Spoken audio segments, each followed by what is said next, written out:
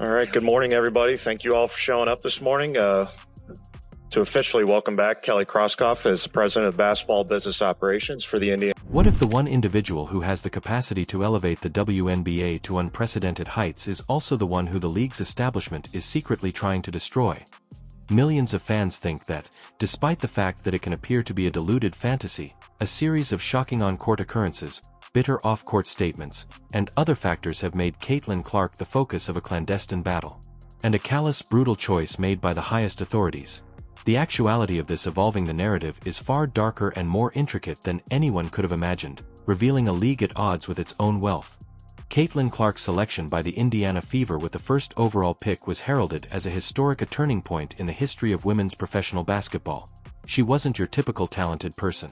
Novice. She was a cultural force of nature and rating supernova who had drastically changed college record books and audiences. Her matches were attracting more people than MLB playoff games and Stanley Cup finals.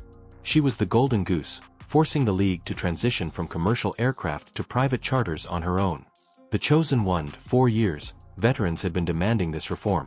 Secondary market tickets were increasing to previously unheard-of levels, and arenas that had a ton of empty tickets were now selling out in a matter of minutes. Caitlin Clark had an instantaneous, noticeable, and sincere influence. Everything was ready for a beautiful coronation, a hero's professional debut that would improve the sport overall. But instead, fire mercilessly and relentlessly baptized her. The welcome was replaced by a gauntlet mat that had been taken out from under her. From her first game, it was horrifyingly clear that this would not be an easy transition. The physicality was on an entirely new plane. Defenders weren't just taking, they were also faster, bigger, and more powerful. They were sending a message with every bump, shove, and harsh screen. But this was not merely a strong, expert defense. It was quite personal. It was a concentrated, vicious campaign that emerged must have been meticulously designed to punish her, restrict her, and get her to question her place in this league.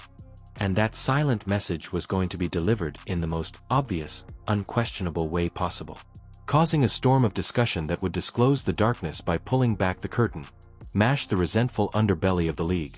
The worst story was just getting started with the hits she was taking on the court. It happened during a contentious match against everyone in the sports world knew that something was gravely, deeply wrong with the Chicago Sky.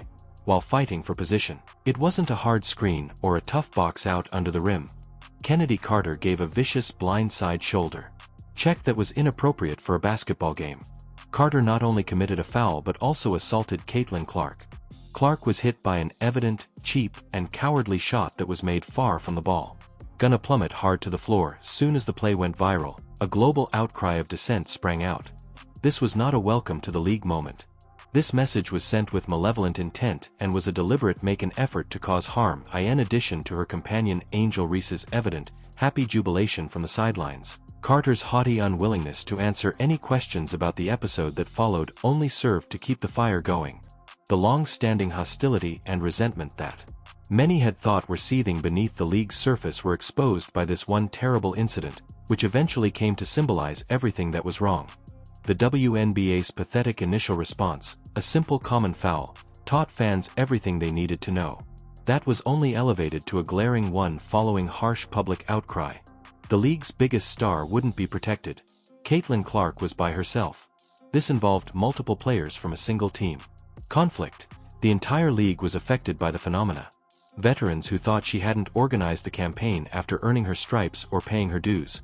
But an even more horrifying tale emerged from her own locker room, a location no one wanted to believe, while everyone else was talking about the foul and the cowardice of the league as the season progressed. A highly disturbing pattern that was unattainable for professional internet detectives, former players, and basketball experts should be disregarded. Possibly the greatest shooter in the world, Caitlin Clark would frequently call for the ball while standing wide open on the perimeter with her hands raised, only to be totally disregarded by her teammates. The tape was undeniable. Clark stood by himself. 3 points would be assured if passes were forced into players who were double covered in the paint. The camaraderie among the Indiana Fever on the court was more than just ODD. It looked broken, shattered, and sometimes deliberately undermined, irritated body language and glances at the bench. The group gained notoriety for its tight, silent huddles. A terrible conspiracy hypothesis that grew more And more plausible was originated from the conversation that broke out on social media. Her own squad was deliberately limiting her in order to keep her stats low and degrade her, chilling her with her touches. Were they jealous of the unprecedented amount of media coverage? The massive multimillion-dollar trademark shoe was part of the Nike contract, and it was undeniable that a 22-year-old rookie was become the focal point of the franchise's identity. These concerns persisted in spite of seasoned star Aaliyah Boston's enigmatic post-game comments. Her answers to questioning from media regarding the seeming lack of chemistry were often brief, evasive, and full of business jargon, indicating a deeper irritation. She couldn't express herself in public. The narrative was rapidly evolving from a simple narrative of a novice struggling to cope with the horrifying possibility of an internal uprising. Were the intended players to be both her opponents and her allies who are purposefully sabotaging this generational potential? This internal struggle created the perfect storm, a disorderly and distrusting environment. The animosity wasn't just to the floor, as the powerful old guard in the league was about to give an even more direct, formal and damaging message. It was being amplified in the media by the league's most respected speakers.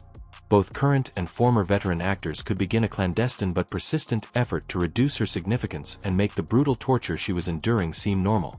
The most famous instance was from WNBA legend Diana Taurasi, who, even before Clark was recruited, cruelly predicted her eventual reality, a comment that, looking back, appears to be more of a threat or ominous prediction than an objective analysis.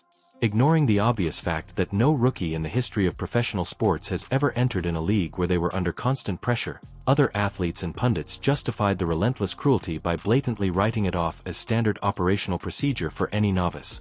The conversation inevitably turned toward more intricate and dishonest.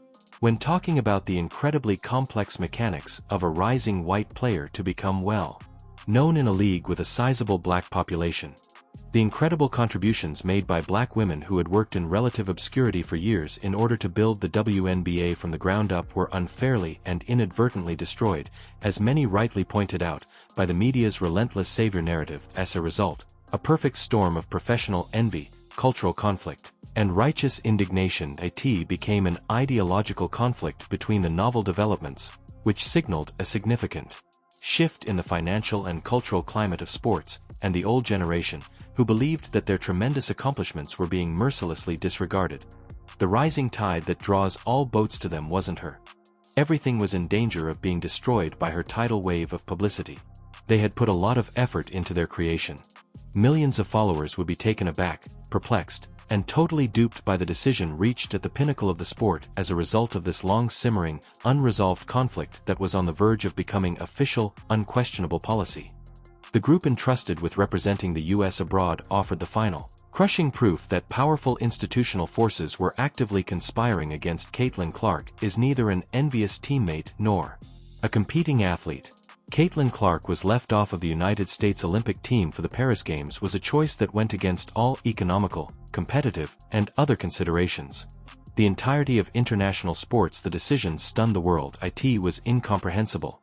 This was the most viewed and discussed event in the globe, and most well-liked basketball player, a lady who just proved she could provide Super Bowl-caliber audience for a specialized sport. Additionally, she was informed that she lacked the necessary skills to serve as a reserve. Official explanations provided by the committee were blatantly offensive, weak, and obvious. They brought up her alleged inexperience with the senior national team and her hazy wish for unity throughout the team. Though some of the participants were unaware of it, everyone with a head realized the real reason. Those that did make the squad were either statistically worse or had less experience. The best gatekeeping was this action that is feasible. The official declaration from the establishment shouted from the ivory, "You are not one of us." American basketball's towered, "We don't care how well known you are, or how many fans you have, or your earnings. This elite club has not extended an invitation to you." It was a terrible, self-defeating decision. Because it was clearly driven by pride, it felt like a formal declaration of war against the future of their own sport. Politics as well as individual interests. The Indiana Fever's front office was the center of attention as the globe traveled nuts, as did the sports media. Their franchise had just publicly embarrassed them on a worldwide scale. Player, their golden goose, and the sole reason for their newfound importance. Their response would reveal all of their genuine allegiances. The globe was looking forward to the Indiana Fever organization's return, with their top player at the center of a global storm. Fans, analysts, and sponsors all expected a fierce, their players' emotional defense. They anticipated a public declaration of unwavering support for their disturbed child and a critical press statement criticizing the Olympic Committee's ridiculous decision. Rather, they encountered a soul-crushing, purposeful, and deafening silence.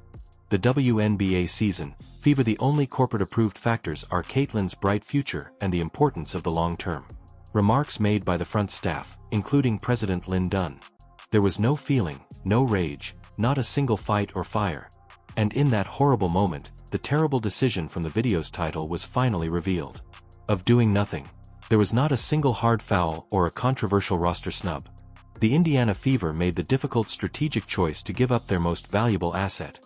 Rather than advocating for the person who was financially in order to avoid upsetting the league's supporters of their team's comeback, they chose to play the political game.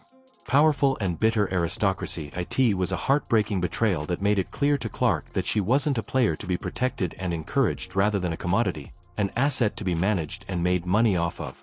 They filled their arena with anticipation. She sold her jerseys by the truckload to the rafters. But when it was time to protect her from the well-established old guard, this heartless financial calculation proved that even her own organization was willing to briefly endanger her health in order to maintain their shaky place in the brutal power structure of the league.